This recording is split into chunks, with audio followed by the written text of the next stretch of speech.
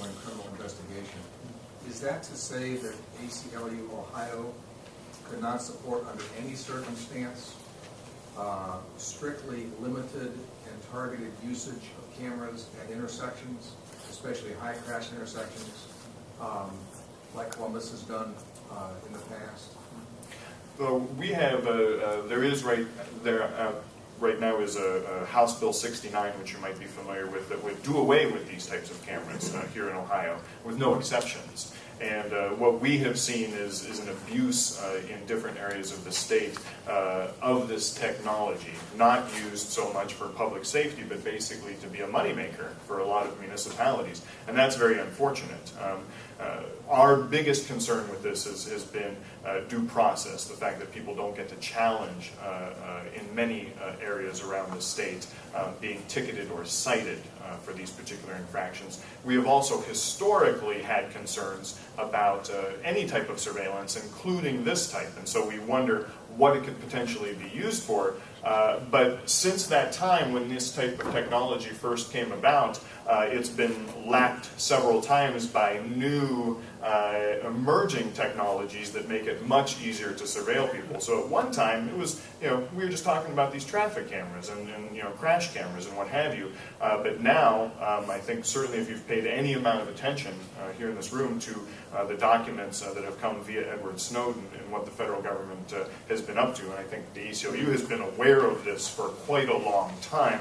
Edward Snowden is just confirming to the rest of the country what we appreciate, what we've known all along. So we very much like to see these things very limited as much as possible, and that's the position that we take. Can I piggyback on that just a second? Because I think there's a I don't think I'm stepping on your toes, and I apologize if I am, but one of the nice things about license plate readers is that by and large the most valuable uses for the technology are uses that are not civil liberties violations.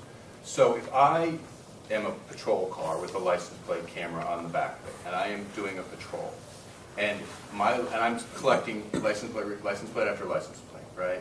I'm going to get a hit occasionally, and when I get a hit, say it's a stolen car, ACLU is not at all concerned about utilizing that information or utilizing that technology in order to collect those hits and more speedily do what a law enforcement officer could do by hand. What we would like to see is all the plates of innocent people, so the folks who are not hits, be discarded.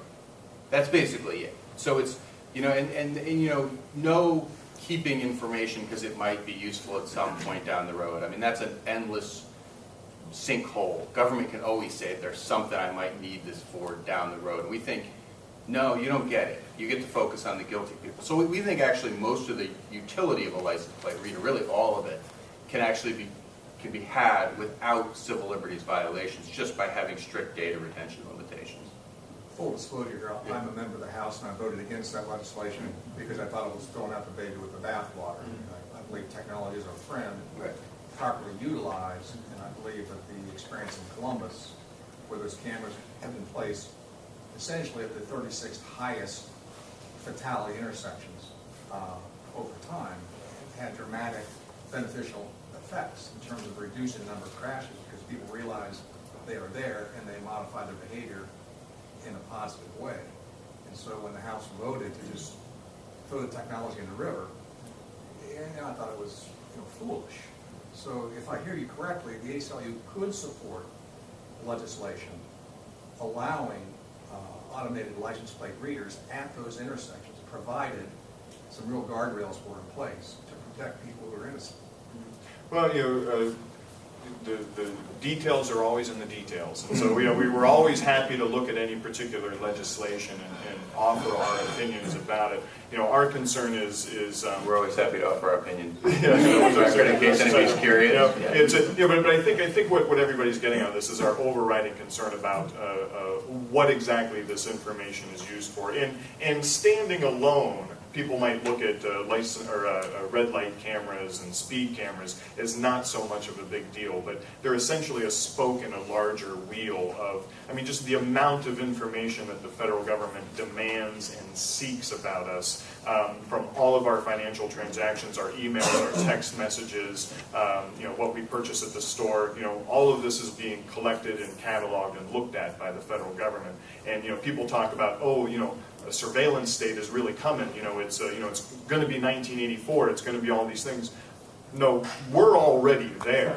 The only thing that is really holding anything back is improvements in technology and the spreading around of resources. But for instance, there's a reason why so many police departments in Ohio and around the country have the Department of Homeland Security paying for their automatic license plate readers. And it's not just because there's a bunch of good guys and good people at DHS.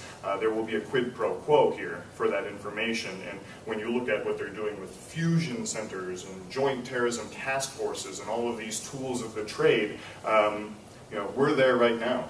Yeah, there's no question. There's a lot more information being collected than seems warranted.